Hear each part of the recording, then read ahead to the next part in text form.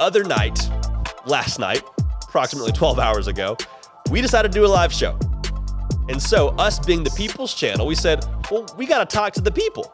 We got to give a mic to the people and hear what they have to say or want to talk about. And with the following that we have, it is primarily a Big 12 following. I'm great with that. We're in Big 12 country. I would love to continue to grow our show to where we have a more national following. But if we just stick with the Big 12 following for the next 5 years, you won't hear a peep out of me because I love the Big 12 faithful. And so all that's leading up to saying we asked some questions, or we got some questions, I have to say, about the Big 12 conference. And we're just going to kind of break them down, just you and me, mano y mano. Nothing fancy about it. We're just going to talk about what you want to talk about and get into it.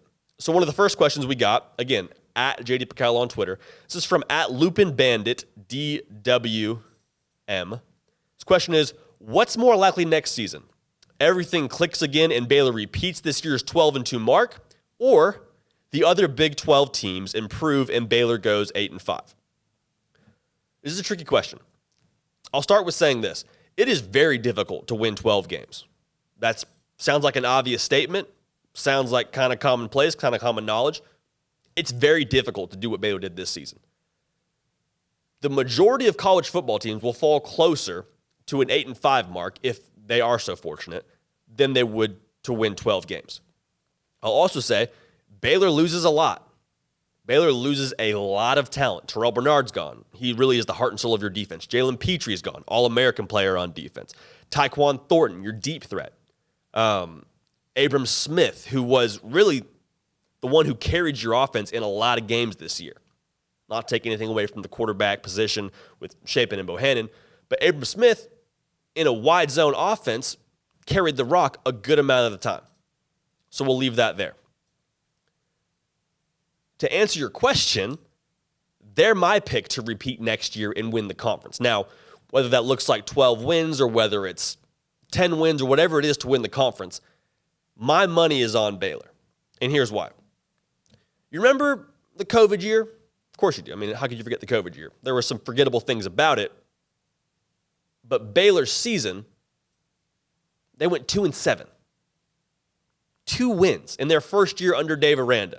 And the sentiment out of a lot of message boards and experts and people that like to proclaim themselves as, football fans, not really fans, they just like to make a big fuss about things. It was, he's too soft. He doesn't know how to be a head coach. Look at him. He doesn't talk. He doesn't show any emotion. He's timid. Fast forward the tape, give him a whole offseason, get a new staff in there in terms of his offensive personnel. And what are they saying about him now? Man, he is cool as a cucumber. He is so composed. He is stoic, never flinches at anything. It's the same guy. It's the same guy that was calling the play, what was running the program. Wasn't calling the plays, but he changed the guys that called the plays. Winning fixes everything. Culture, in my opinion, is the key ingredient that leads to winning games, especially winning close games. And Baylor won their fair share of those close games this year. That culture is really one offseason old. They've had one offseason to instill their culture. What's it going to do a year from now? If you have 2 solid offseasons under your belt to get what you want into that program, even more so get your kind of guys into that program. We haven't even touched the kind of guys that are going to be recruited from Dave Aranda. I'm betting on culture. I'm betting on Dave Aranda. And I'm betting on the time that he's put into this program and the time this program has had under him to flourish and lead to good things. So to answer your question, is it 12 wins next year? I don't know. I don't know exactly what the wins will look like next year. But if I had to pick a horse in the Big 12, I'd have a really hard time not picking Baylor this upcoming season. It's a great question. Another question we got, this is from a message board on Sikkim 365 who oversees this show. So we don't have any special allegiance to give specific analysis to Baylor or anything like that, but that is the person, or the persons, the powers that be, the governing body, if you will, that oversees the show. So put a mailbag call on there as well. And Baylor Bears 111 asked a very good question. He said, what teams do you think will surprise next year? And so I kind of took this 2 ways. Teams that I think will surprisingly be good and teams that I think will surprisingly be a little bit disappointing. First off, Texas Tech, in the best way, will be a great surprise for a lot of teams next year. I said it. I said it on here. Joey McGuire is the best hire in college football that nobody seems to be talking about. He will have a phenomenal culture, and he will have a phenomenal edge for this team because it may take more than one season, but you're going to start seeing some of the fruits this upcoming year because there's a lot of things already in place in Lubbock. I mean, we were really down on Texas Tech at different times throughout the year, and I kind of scratched my head as to why. I guess it's because there's a lot of good teams already in the Big 12. But they made a bowl game. Their coach got fired when they were in the hunt for a bowl game. So credit to Texas Tech for having a high standard and understanding that they need to act quickly to be able to get their program to where they want it to be, which is the upper tier of the Big 12. But they still have a lot of pieces there. If you watched that bowl game against Mississippi State, that freshman Donovan Smith playing quarterback for the Red Raiders, he did some things. You got Sir Roderick Thompson coming back. There are so many pieces already there in Lubbock. You give them the stability of a guy like Joe McGuire coming in, getting his system in. Also, Zach Kitley. You're telling me if you're an offensive player and you like to score touchdowns, you're a quarterback, you like to throw it around the yard, you're not going to commit to that guy? I think Texas Tech is going to be good next year. I think they'll be a force to be reckoned with in the coming seasons. How quickly that happens, I think, depends on how quickly their staff can get acclimated and how quickly they can get their players to get on board with what they're doing. But don't get it twisted. Joey McGuire is going to be one of the best coaches in the Big 12 in at least 2 years' time, if not next season. So Texas Tech, a team that I think stock is extremely viable right now. If I had money in college football stock, Texas Tech would get a very large portion of that money. Now, the teams that I think will be surprising next year in a negative way, this might be something that other people are on board with as well, so I don't know how much of a surprise it is, but Iowa State is losing a lot. Matt Campbell is a great coach. I have nothing but great things to say about Matt Campbell. I adore the way that he approaches culture and building. I love what he's done in Ames, but they lose so much. Not just from a perspective of guys that have already played. Like they lose, I think, 19 or 20 guys that were already playing. Sheem Young is another guy that jumped in the portal, was a key piece for them at more or less their safety position. A lot of guys that have played. Also, they lose a lot of leadership. The reason that's important, when you have 19 or 20 guys that have been starters on your football team that are returning, those are your lead dogs. Those are your leaders. Now, the benefit there is you have a bunch of leaders on the field at one time. The drawback from that is you have a lot of guys that haven't played that are now being thrust rather quickly into leadership positions. And so I don't worry about culture as much from a Matt Campbell standpoint.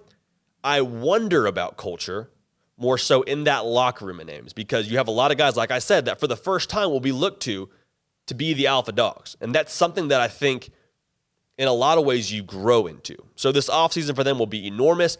Obviously, replacing Brock Purdy, which is impossible to do, but finding a guy to play quarterback in Ames will be very, very important. Replacing Breece Hall will be very, very important. You see what we're saying here? A lot of guys that will be stepping into starting positions for the very first time in Ames.